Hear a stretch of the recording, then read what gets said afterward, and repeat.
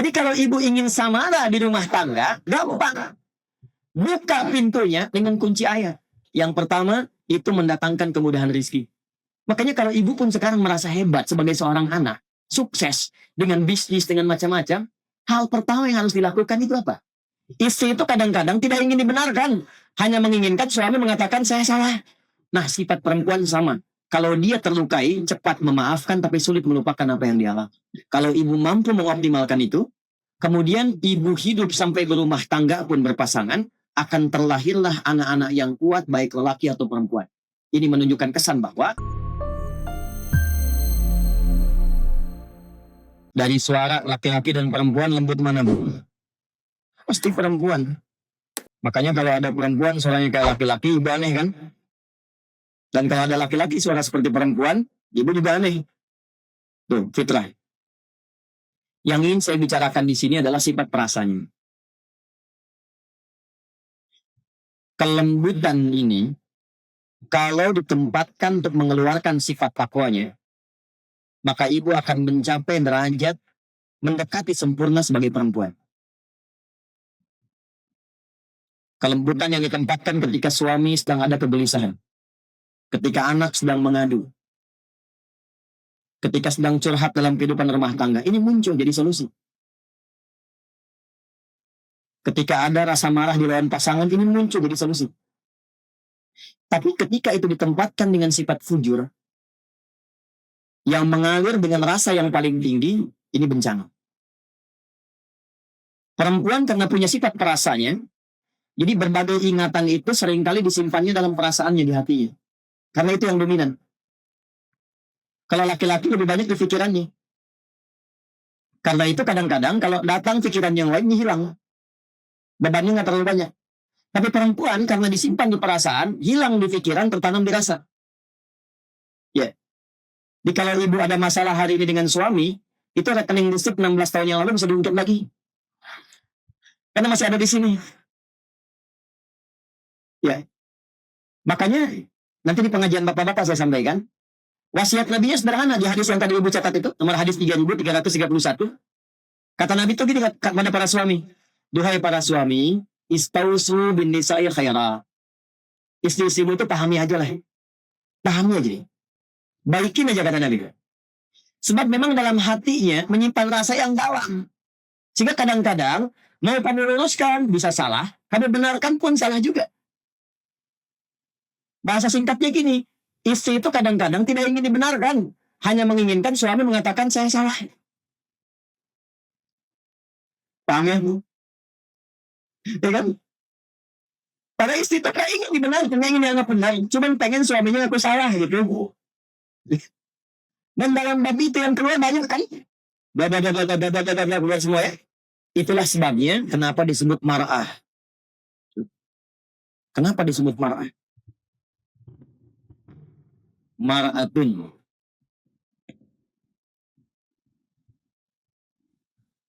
Ya? Dari kata muru'ah, yang menyimpan kehormatannya dalam jiwanya. Kalau dia keluarkan itu jadinya imro'ah. Makanya istri pembesar dalam Quran disebut imro'ah. Imro'atul aziz. Istrinya seorang perdana menteri di masa era Nabi Yusuf alaihissalam yang menggoda Nabi Yusuf itu. Imro'ah. Sudah? Tapi kalau dia tanamkan dalam dirinya disebut muru'ah. Pribadinya disebut dengan mar'ah. Dari huruf mim, ra, hamzah, ta, ada kata mir'ah. Ada mar'ah, ada mir'ah. Hurufnya sama, harakatnya beda. Mar'ah itu perempuan yang menyimpan keadaan rasa dalam jiwanya. Mir'ah itu cermin yang menyimpan rahasia di dalam bentuk-bentuk materinya. Makanya ada peribahasa mengatakan al-mar'atu kal mir'ah, perempuan seperti cermin. Jadi jangan heran kalau ibu kemana-mana suka ngaca. Periksa di dompet ada cermin. Turun dari mobil lihat spion. Mau ke sini masih lihat kaca terus ibu. Tapi kan, udah duduk pastikan lagi. Selesai. Tapi poinnya bukan itu. Ini sering saya katakan dan sering saya tanyakan di sini. Ibu kalau bercermin di kaca, lalu cerminnya dilempar pecah, bisa nggak dipakai untuk bercermin lagi? Jangan salah, bisa. Bisa cermin itu dirapikan lagi, kan? Jelas ya? Dirapikan, bisa. tapi tidak memantulkan bayangan yang sempurna. Nah, sifat perempuan sama. Kalau dia terlukai, cepat memaafkan tapi sulit melupakan apa yang dia alami.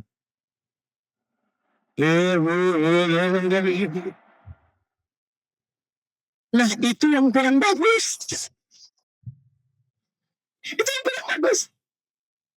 Kenapa kita belajar Sayyidah Khadijah duluan untuk menempatkan yang paling tinggi? Jadi walaupun menemukan kegelisahan di diri Nabi, nggak datang tiba-tiba, kenapa ya suami kok? Kenapa? Nggak ada. Dia bisa menahan itu. Dan nggak pernah curhat selama berumah tangga puluhan tahun. Kamu kenapa? Sekarang gelisah. Dulu gelisah. 10 tahun dulu kamu datang ke sini gelisah juga. Nggak ada begitu. Datang. Assalamualaikum. Buka. Waalaikumsalam. Sedang gelisah. Betul. Kan turun dari Gua Hira. Seperti pernah saya ceritakan. Masih ingat ya? Coba ada yang cepat ingat, lambat lupa. Cepat ingat, cepat lupa. Lambat ingat, lambat lupa. Yang saya agak repot tuh yang lambat ingat, cepat lupa. Ya Allah, ampuni saya. Nabi Muhammad turun dari Gua Hira. Wahyu belum turun setelah periode Iqra. Ini di Al-Bukhari. Di tengah-tengah tiba-tiba siang-siang, malaikat Jibril turun dalam rupa aslinya. Muhammad. Nengok kanan kiri nggak ada orang. Ke belakang kosong, ke depan lenggang. Begitu nengok ke atas, kata beliau, kata Nabi Muhammad SAW, ini di Al-Bukhari, dari Jamil bin Abdullah, ada sosok besar kayak guguk antara langit dan bumi, natap ke bawah tajam besar. Ibu gini deh, ibu kan tadi bilang ada yang mau sampai jam 12, jam 2 di sini kan? Misal, ibu terakhir keluar dari sini. Begitu keluar masjid, dari dekat pohon tiang listrik itu, tiba-tiba ada yang manggil. Cunini, gitu. Cunini. Ibu nengok kanan kiri nggak ada orang, depan belakang kosong, begitu ke atas, jubah putih, rambut panjang, Cunini. Pertanyaan saya, ibu tetap di tempat atau langsung pergi cepat-cepat? Nah, Nabi juga begitu. Ini bahasa hadisnya. Faro'ibtu minhu, aku merasa khawatir, bulu kudukku naik, sehingga aku cepat-cepat pulang. Jadi takut itu fitrah. Yang salah itu takut berbuat baik. Ya kan? Begitu sampai rumah, dibuka pintu rumah, itu melihat Sayyidah Khadijah. Ini yang saya maksudkan. Dan lihat suami sedang gelisah. Itu enggak mewawancara suami dengan berbagai macam pertanyaan. Hanya diam tersenyum menyambut dengan kelembutan. Sampai setengah gelisahnya Rasulullah hilang ketika melihat wajah beliau yang mulia itu. Begitu dibuka, keluar. Waalaikumsalam warahmatullah, dilihat, hilang setengahnya. Kata Nabi, zammiluni. Selimuti aku, dibawa, diselimuti, keluarlah kata-kata fenomenal itu. Suamiku sayang, engkau itu orang baik, engkau tak pernah menyakiti orang lain, engkau orang yang dermawan, menjaga anak yatim, engkau adalah penopang bagi yang lemah. Kalau bahasa kitanya, tanamkan pada jiwamu yang paling dalam. Segelisah apapun, aku akan selalu bersamamu dalam suka dan bahaya tuh. Itu Sayyidah Khadijah.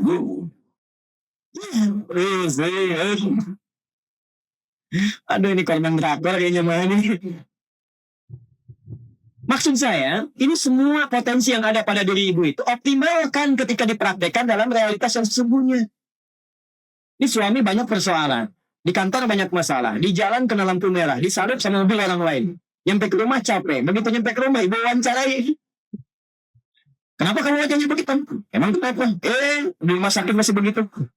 Gak selesai. Jelas ya? Oke. Ada keindahan, ada kemuliaan yang sudah Allah jaga, ada keistimewaan, ada sifat perasa, ada kreativitas. Pelan-pelan.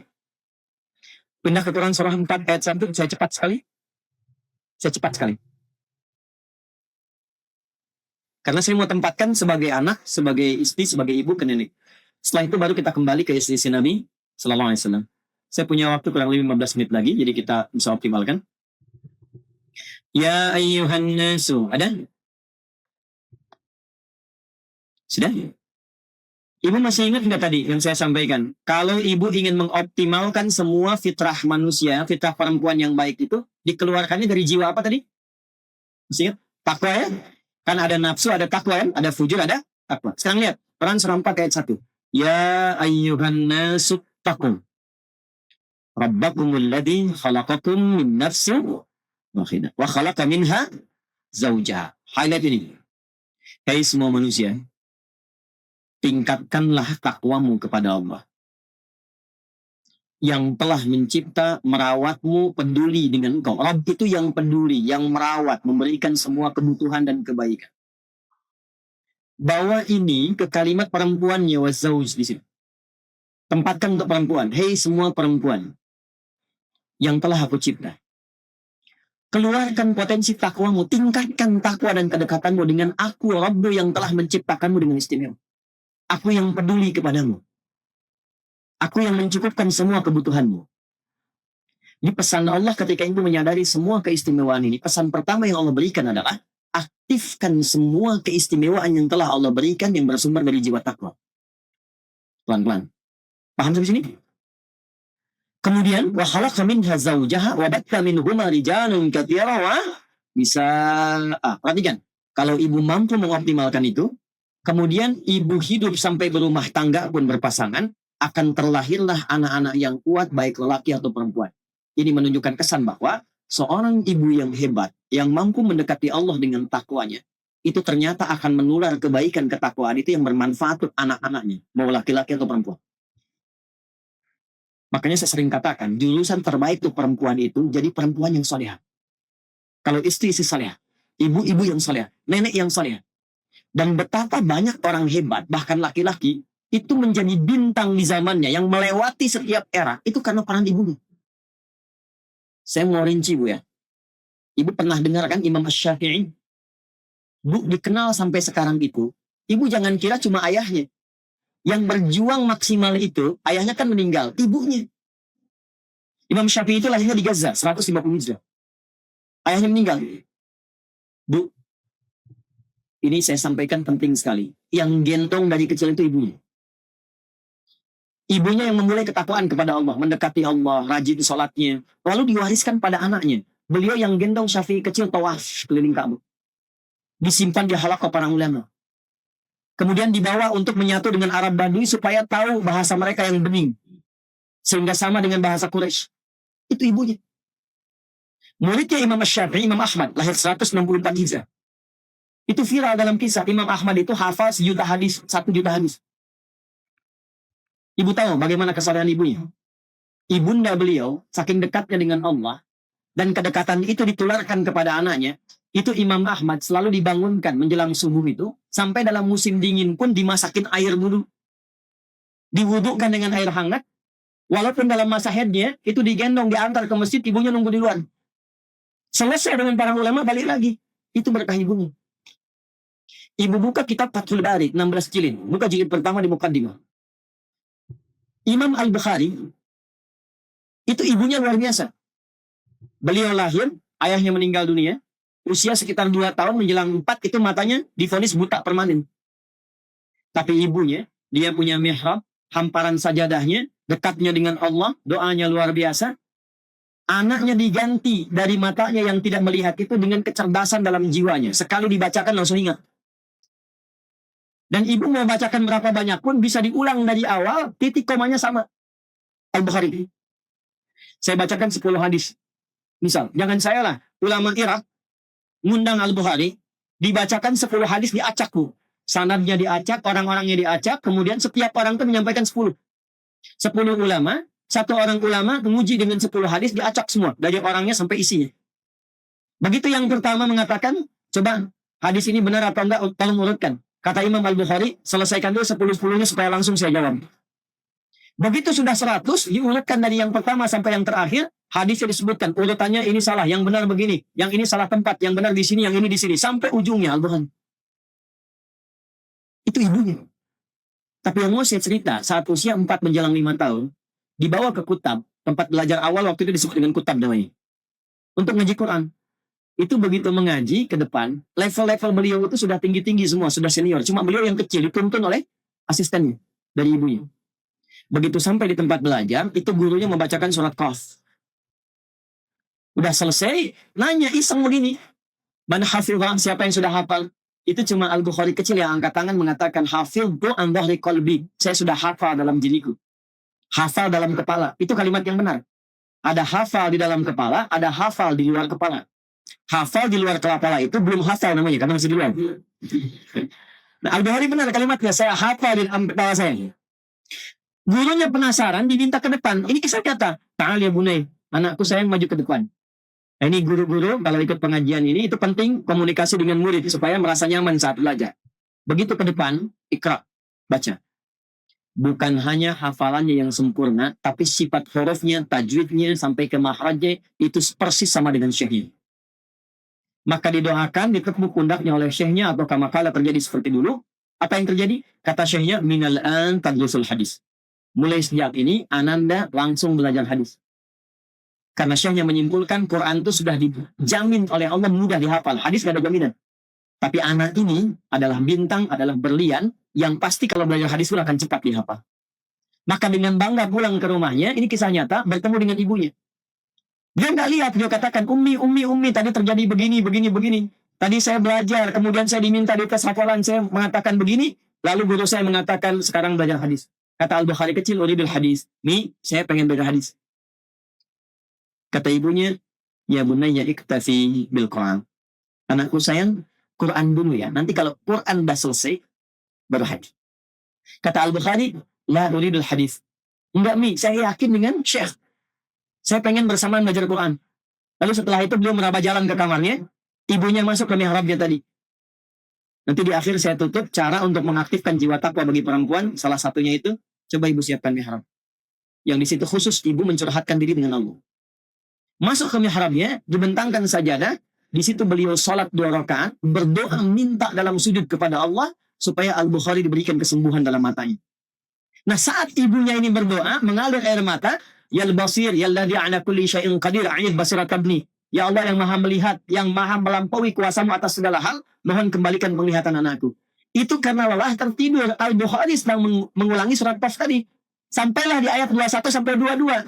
Begitu sampai di ayat itu, dibacakan kalimat begini, ayatnya. Laqad kunta fi ghaflatin min hadha, fakashafna anka ghita'aka fabasaruka al-yawma hadid.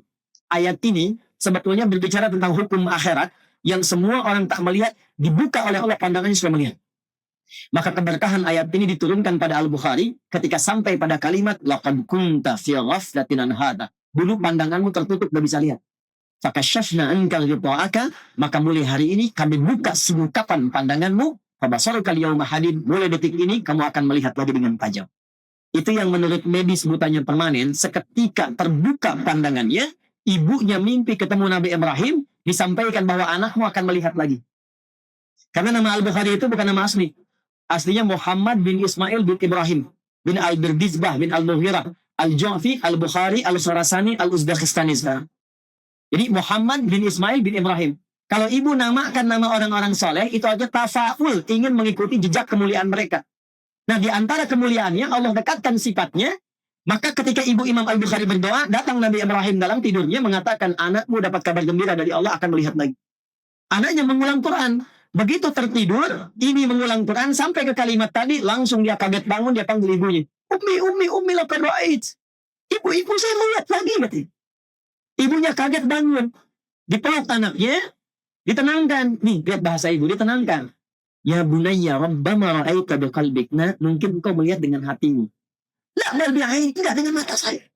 Ini gue pakai baju ini, di sekitar kita ada benda ini. Maka sadar ibunya bahwa anaknya sedang mendapatkan kemuliaan dari Allah, dibuka kembali penglihatannya, keduanya berpelukan. Sejak itulah belajar hadis sampai menghimpun Sahih Al-Bukhari sekitar 16 tahun. Itu ibunya.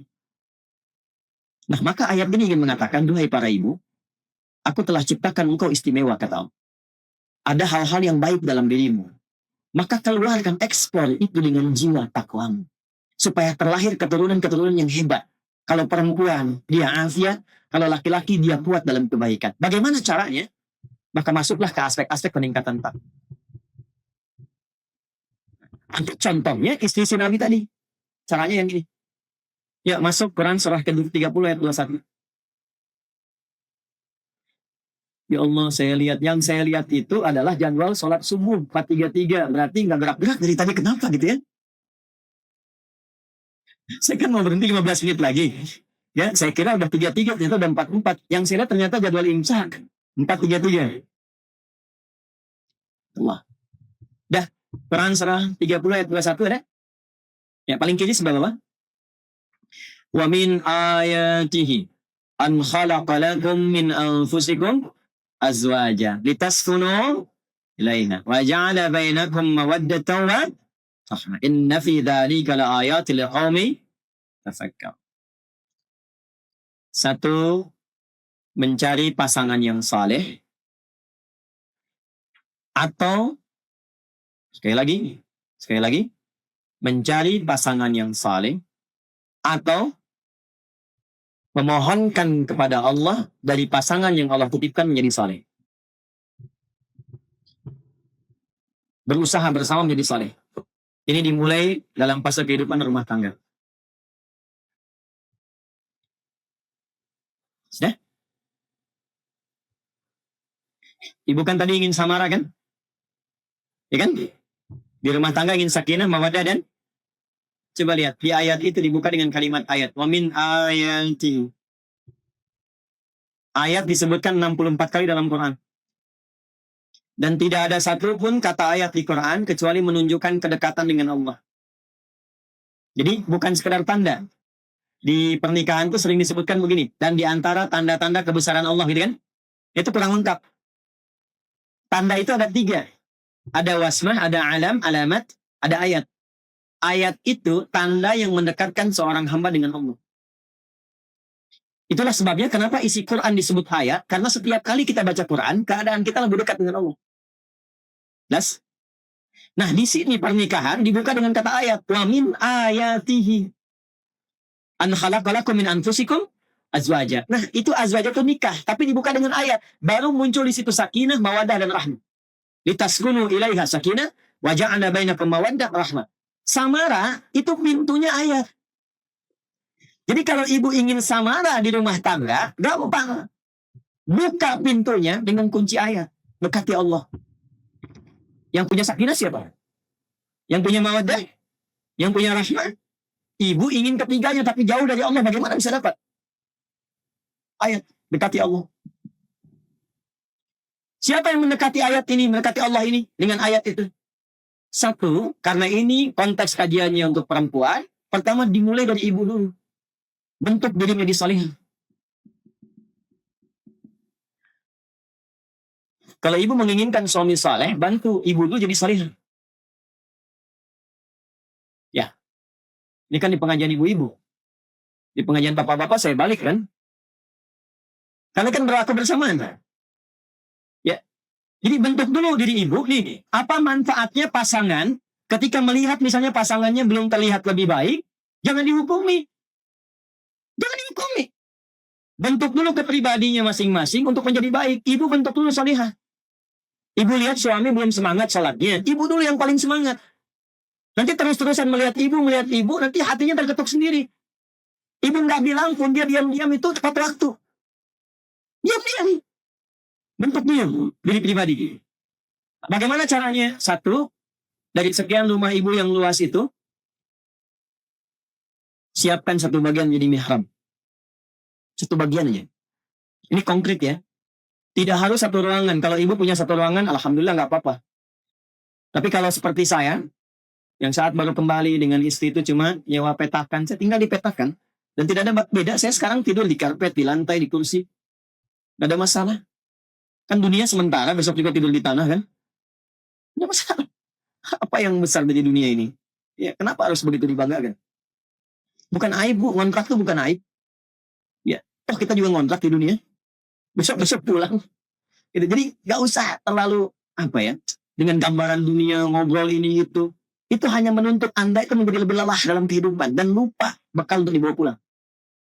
Ya, saya turunkan yang bagian terakhirnya. Hamparan sejadah aja, Bu. Saya cuma 3 petak depan untuk terima tamu, yang tengah itu untuk kami, ya. Kemudian yang belakang untuk ibadah dengan dapur. Itu cuma sehamparan sejadah. Di situ saya berdoa, di situ saya doa, di situ saya jamaah, itu salat bersama. Makan nggak pernah di situ. Mihrab itu tempat khusus yang digunakan untuk bermunajat kepada Allah saja. Berkhalwat. Ya, khusus untuk Allah saja. Doa di situ, baca Quran di situ, curhatnya di situ, Bu. Dari mana dalilnya? Quran surah ketiga ayat 37. Untuk perempuan, saya khususkan Maryam. Maryam tuh disiapkan mihrab oleh orang tuanya. Apa rahasia mihrab itu? Satu, mempercepat kedekatan dengan Allah. Tapi tolong ya Bu ya, hanya untuk ibadah saja. Jadi selain urusan ibadah, keluar dari situ. Termasuk bikin status. Cepet, mas sedang di mihrab ya. Gak usah keluar. Itu hanya untuk ibadah dan curhat. Ibu punya masalah, curhat di situ. Sujud di situ. Ada anak misalnya sulit dengar ibu, curhatkan di situ. Itu nasabnya nanti ada ilmu sanadnya ke Nabi Yakub. Quran surah 12 ayat 86. Di Nabi Yakub itu kalau masalah ada di anaknya, ngeluhnya cuma sama Allah. Bahasanya tuh indah. Kalau bahasa bebasnya begini, ya Allah, Engkau yang percayakan kepadaku, Engkau yang titipkan kepadaku, aku telah berusaha seperti Engkau yang telah perintahkan kepadaku, aku yakin pasti ada kebaikan yang telah Engkau tetapkan untukku. Innama ashku bathi wa huzni ila Allah. Aku tuh kalau ngadu cuma sama Allah. Jelas? Yuk, Quran surah ketiga ayat 37, saya bacakan cepat. Fataqabbalaha rabbuha biqabulin hasanin wa ammataha nabatan hasanan wa kaffaraha Zakaria. Kullama dakhala 'alaiha Zakaria al-mihrab. Maryam disiapkan mihrab untuk khusus ibadahnya mendekati Allah. Ketika Nabi Zakaria mengunjungi Maryam di mihrabnya, wajada indaha rizqa. Satu, rizkinya begitu mudah. Ibu-ibu, istri-istri, nenek, anak-anak yang mengkhususkan di rumah punya tempat khusus untuk berkhalwat, beribadah khusus mendekat kepada Allah. Yang pertama, itu mendatangkan kemudahan rizki. Saya sering sampaikan Bu pada para suami. Jangan diduga kalau Anda pulang ke rumah bawa harta yang banyak itu, sukses pekerjaan, proyek, hanya karena Anda saja, belum tentu. Anda mau sepintar-pintarnya Allah nggak berkehendak, nggak akan terjadi. Proyek ratusan miliar, suami pintar, apa dikirakan sukses? Belum tentu Bu. Kalau Allah nggak berkehendak. Siapa yang mengetuk pintu langit supaya Allah memudahkan proyeknya? Istri di rumah. Ibu. Saya sering tegur anak-anak Bu walaupun sukses. Kami punya kelas dari pengusaha-pengusaha tuh. 400 orang hebat-hebat macam-macam. Itu kalau sehari dia belum sampai ibunya saya tegur itu. Saya bilang Anda nggak ngaji Quran. Allah tuh sampaikan Quran surah 46 ayat 15. Jangan dikira kesuksesanmu itu setelah kamu hebat begini. Itu karena ikhtiarmu. Engkau mungkin 30% saja, 70%-nya tuh ibumu yang tahajud malam-malam. Minta sama Allah supaya anaknya dimudahkan. Jangan seperti kami ya Allah. Yang tidurnya di tempat begini, sukseskan anak kami ya Allah. Itu bapak Anda tuh yang peluh keringatnya luar biasa, serambutan mencangkul dan sebagainya. Makanya kalau ibu pun sekarang merasa hebat sebagai seorang anak, sukses dengan bisnis, dengan macam-macam, hal pertama yang harus dilakukan itu apa? Bakti orang tua. Nanti materi selanjutnya itu, bakti orang tua. Dan itulah pembukanya. Jadi di posisi ibu sekarang sebagai anak, sebagai istri, sebagai ibu ataupun nenek, kalau bisa tuh punya tempat khusus walaupun sehamparan sejadah. Qalat ya Maryam anna laki hadha. Qalat huwa min indillah. Itu jawabannya. Ini semua dari Allah. Kalau tertambat cintanya pada Allah, yang keluar itu semua rahmat Allah. Dan gak ada takutnya. Gak takut tuh kalau suami cuma pulang 100 ribu dan dibawa. Gak takut, gak khawatir. Yang penting Allah ridha. Saya itu Bu, ada seorang role model. Harus sering kita belajar dari yang begini. Itu suaminya tuh, saya nggak sanggup juga mengatakan kalimat ini. Tapi orang bilang itu serabukan, kuli bangunan. Isinya cuma bawa-bawa kayu di sawah. Buat mas. Tapi kalau Anda kunjungi ke rumahnya, itu semua kayaknya ada aja. Makanan, ikan, buah-buahan. Dan kalimat yang keluar selalu begini. Alhamdulillah, Allah selalu memberikan berkah kebahagiaan pada kami. Abi itu kalau pulang bawa uang banyak sekali. Berapa? Saya bilang, 500 ribu. Banyak sekali. Tahu nggak ibu siapa mereka? Keluarga Quran. Yang istrinya hafal Quran 30 juz, suaminya pun sudah 7 riwayat, dan mereka sedang berjalan-jalan di muka bumi. Yang orang lain anggap, wah ini orang biasa, cuma di sawah, cuma kuli bangunan. Ternyata mereka adalah sosok-sosok mulia yang sedang beraktivitas sementara di muka bumi. Jadi kalau Allah hadiahkan orang semacam itu dengan fasilitas biasa, Ibu Allah kirimkan fasilitas yang banyak, bisnisnya sukses, nyaman, kajiannya banyak, macam-macam. Belum mampu mendekatkan diri dengan Allah. Dengan cara apa lagi Allah kirimkan fasilitas? Coba diukur itu poinnya. Nah, jadi untuk membangun ketakwaan itu sekali lagi, ibu harus ciptakan, bikin sendiri. Kalau kan dibikin itu nggak akan pernah jadi, Bu. Sudah, tinggalkan tuh. Pendapat-pendapat banyak orang sekarang bahwa perempuan harus setara. harus begini. Enggak, yang terhebat itu Anda jadi ibu yang baik, istri yang salehah, anak yang salehah. Mulai dekati Allah dulu. Itu dulu. Setelah itu silahkan. Mau jadi dosen, silahkan. Dokter perempuan, silahkan. Yang mengandung perempuan, melahirkan perempuan. Kok yang periksa laki-laki? Ya kan? Silahkan. Tapi yang paling penting itu dekati Allah dulu. Dekati Allah. Ini poin ini. Nah, kalau sudah memulai dekat dengan Allah, nanti yang lain akan ikut, Bu. Saya datang ke Indonesia, dari Tripoli, terus dihadapkan pada satu keluarga. Unik nih, suami ngaji di A, istri ngaji di B. Nggak pernah ketemu. Jadi kalau lihat wajah suami, wajah bid'ah terus. Suami juga bingung. Akhirnya diputuskan, pas lihat saya ngasih ta'lim waktu itu, diundang ke rumah. Jadi guru-guru isinya diundang semua, yang suami juga datang, dialog dengan saya. Karena mereka senang Quran hadis, yang saya keluarkan Quran hadis, ketemu. Akhirnya yang ini kita turunkan, yang ini kita naikkan, ketemu di satu titik. Alhamdulillah berkah.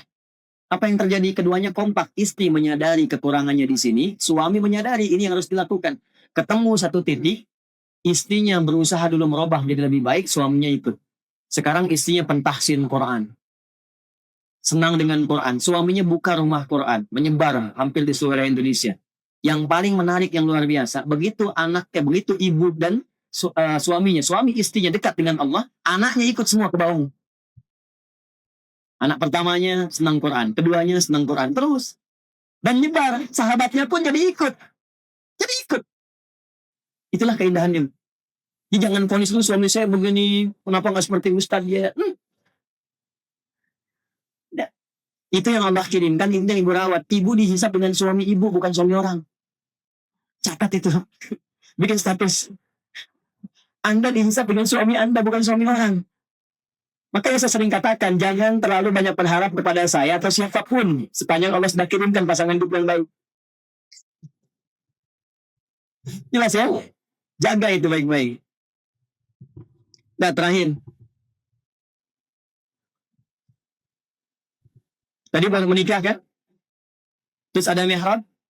Sekarang mengandung, mau melahirkan keturunan, turun ayat. Quran itu detail banget. Dari ibu dicipta, apa keistimewaannya, keindahannya apa, sebelum menikah bagaimana, saat menikah, saat sedang mengandung, hamil pun ada turun ayatnya.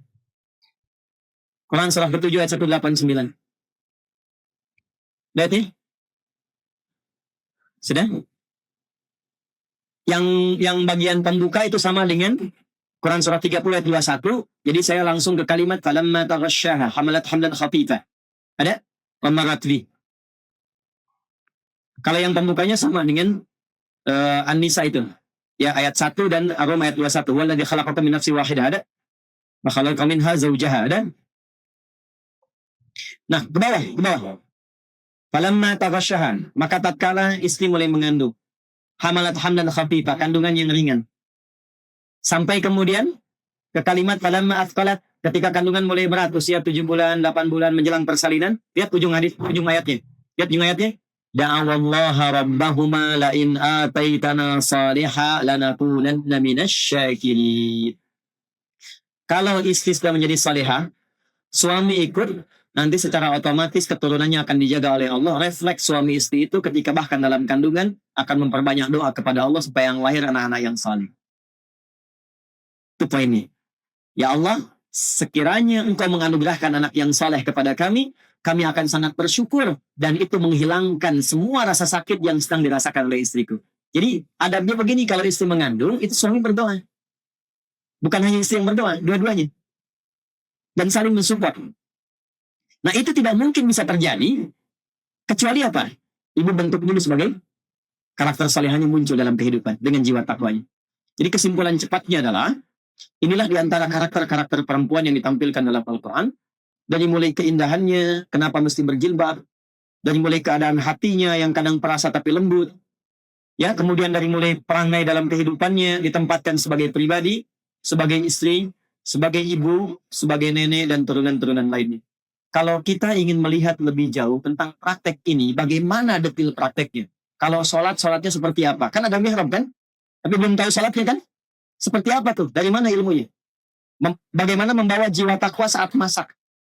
Bagaimana membawa jiwa takwa saat suami sedang bertugas di pekerjaannya? Tidak ada praktek paling sempurnanya kecuali pada istri-istri Rasulullah Sallallahu Alaihi Wasallam. Itulah sebabnya kenapa Nabi hampir semua aktivitas yang penting di dunia beliau melakukannya. Beliau pemimpin, beliau pernah berbisnis menggembala kambing, beliau pernah berjualan sampai juga merantau keluar. Ya, beliau juga pernah merawat orang-orang sekitaran. Semua aspek itu sehingga pendamping beliau mudah untuk diteladani. Nah, ibu sekalian, semua optimalisasi kesempurnaan dari sifat ini, contoh paling optimalnya Sayyidah Khadijah. Jika ibu bisa belajarkan dan keluarkan sifat-sifat yang pernah kita bahas dulu, itu insya Allah samara bisa dibawa ke dalam kehidupan rumah tangga. Tapi kalau ingin belajar detailnya, kita harus turunkan setiap karakter istri Nabi supaya sesuai dengan apa yang akan ibu pilih.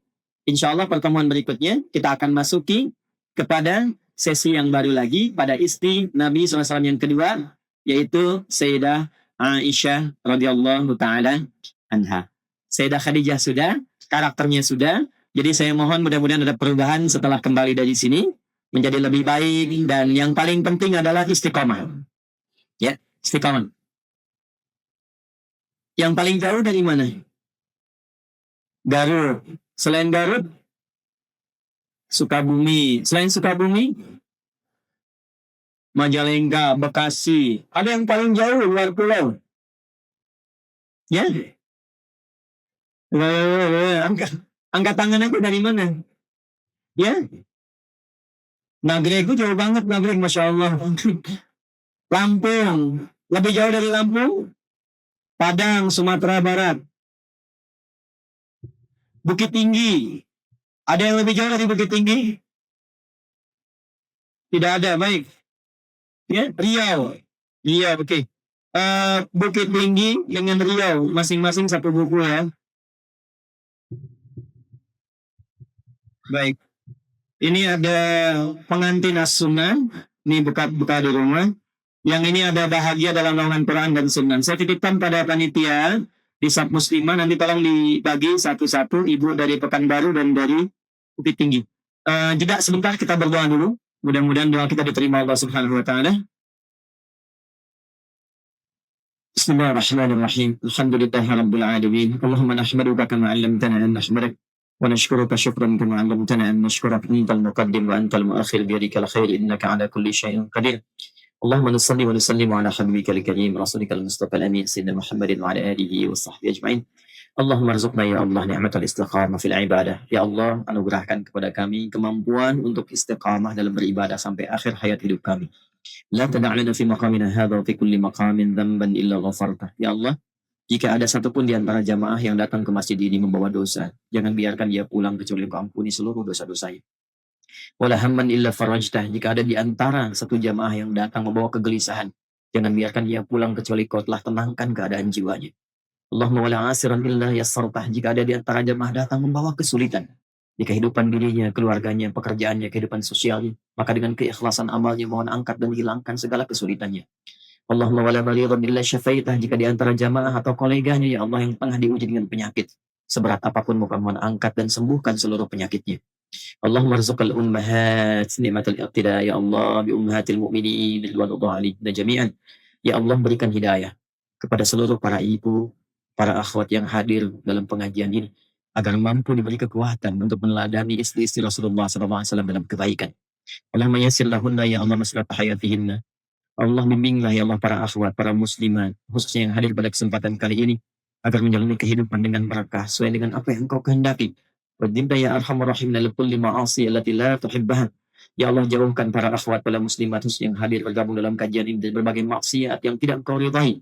Allahumma barik fi rizqihinna, ya Allah, berkahi rizki yang mereka dapati.